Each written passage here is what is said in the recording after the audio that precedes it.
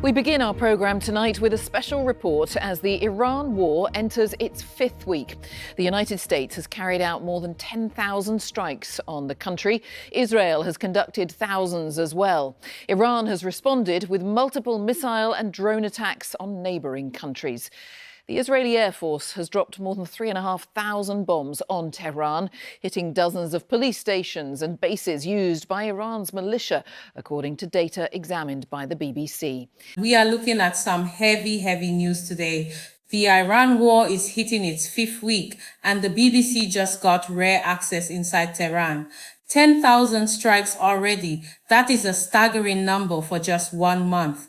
Let's see what's actually happening on the ground. We begin our programme tonight with a special report as the Iran war enters its fifth week. The United States has carried out more than 10,000 strikes on the country. Israel has conducted thousands as well. Iran has responded with multiple missile and drone attacks on neighbouring countries. The Israeli Air Force has dropped more than 3,500 bombs on Tehran, hitting dozens of police stations and bases used by Iran's militia, according to data examined by the BBC.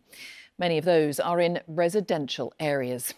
The BBC has gained rare access inside Tehran. This report from Nawal Al-Maghafi. Amongst the rubble, a mother in agony. For 3 days, she's been waiting for news of her daughter. She's scared of the dark, she cried. 3 days waiting for news of her daughter. This is the part of war people don't see in the headlines. These rescue efforts are too late. 3 days ago, this neighborhood of Resalat, eastern Tehran, was attacked by Israeli forces. They told the BBC they were targeting a besieged compound, a militia that's part of the Revolutionary Guard. We've confirmed this building was indeed used by the besieged, but that day 3 other residential buildings were also struck in quick succession. On satellite imagery taken a few days after the strike, we clearly see that all 4 have been obliterated.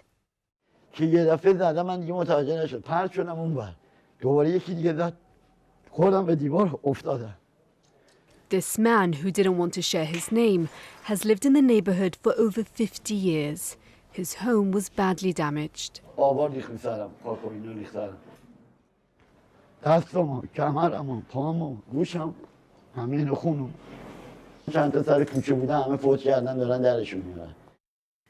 analysis shows that apartments as far as 65 meters away were heavily damaged. Residents told us 40 people were killed here. So what caused such devastation? Military experts told us this type of bomb is being used in Tehran by the Israeli Air Force. The Mark 80 series are carried by jets and are often fitted with precision guidance systems. The damage in this case appears to be consistent with the largest bomb, weighing 2,000 pounds. Some unexploded ones have been photographed in Tehran. Another deadly attack. An Israeli strike on the police station in Nilafar Square. 20 people were killed. This shopkeeper was there as it happened. Okay, so military experts are saying they're using 2 000-pound bombs. For perspective, guys, a 2,000-pound bomb is massive. If that hits a residential block, even if they're targeting a militia base, the collateral damage is going to be everywhere within 60-70 meters. This is a bold strategy. They're saying they're hitting the police and militia bases to clear the path for the Iranian people to overthrow the government. But remember, the report said 7,000 protesters were already killed by the regime earlier this year. It's a high-stakes gamble. Are the people going to rise up, or are they just caught in the crossfire? 2 weeks, Secretary of State Marco Rubio is saying they can wrap this up in 14 days. He's saying they're destroying the Navy and Air Force ahead of schedule. I don't know, guys. We've heard short wars promised before. Does 2 weeks sound realistic to you? Drop a comment below, because that feels incredibly fast for a conflict this deep. On a satellite picture of the area taken after the strike, we've been able to map out the extent of the damage to the surrounding area. Like the previous case, the blast zone was far wider than the target. چیز جالب اینا همه همسایه‌ان نه مثلا نه نظامی بودن نه چیز بودن اینا همشون کاسب بودن نونوا داشت بدبخت نونشو میپخت اون یه خونه یه پیرزنه بود که شهید شد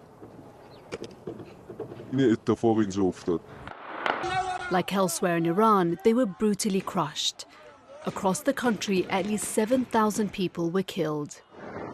The US and Israel say by targeting police and besiege bases, they're preparing the ground for the Iranian people to overthrow the government.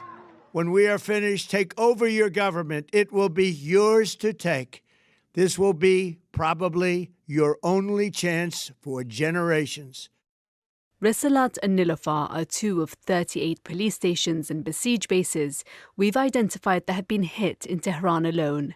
Most are surrounded by densely populated areas. The IDF told the BBC it directed strikes exclusively against lawful military objectives in accordance with international law. It also questioned the reported number of casualties. In the virtual silence imposed by the government's internet blackout, images like this are rare but vital to understand how this war is being waged.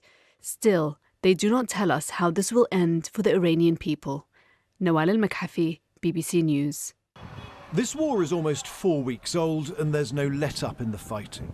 Emergency workers here in Tehran picking through the aftermath of the latest attack, rescuing the living, removing the dead. These are the latest US images of missile strikes that commanders say are hitting Iran hard. But it's not clear if these attacks are helping Donald Trump achieve his wider aims. Amid reports of a further 10,000 US troops being deployed, America's top diplomat was in France, expressing confidence his country's war aims could be met in the next couple of weeks. We're going to destroy their navy, we're going to destroy their air force, and we are going to significantly destroy their missile launchers so they can never hide behind these things to get a nuclear weapon. We are achieving all those objectives. We are ahead of schedule on most of them, and we can achieve them without any ground troops, without any. But America's problem is that Iran controls the Strait of Hormuz and is planning to charge tolls on international shipping. So for now, the US is pausing attacks on Iran's civilian energy to allow time for talks. So the US wants total nuclear shutdown and UN inspectors, but Iran is demanding compensation for war damages and control over the Strait of Hormuz. That gap is huge, and look at the strait. It's one of the most important shipping lanes in the world. If that stays closed or taxed, global gas prices are going to go through the roof. The most haunting image here is that final shot, a child playing on the coast while the port of Bandar Abbas is literally burning in the background. It's surreal. 2 weeks or 2 years? This doesn't look like it's ending quietly. Stay tuned, hit that sub button, and I'll keep you updated as this develops. Peace.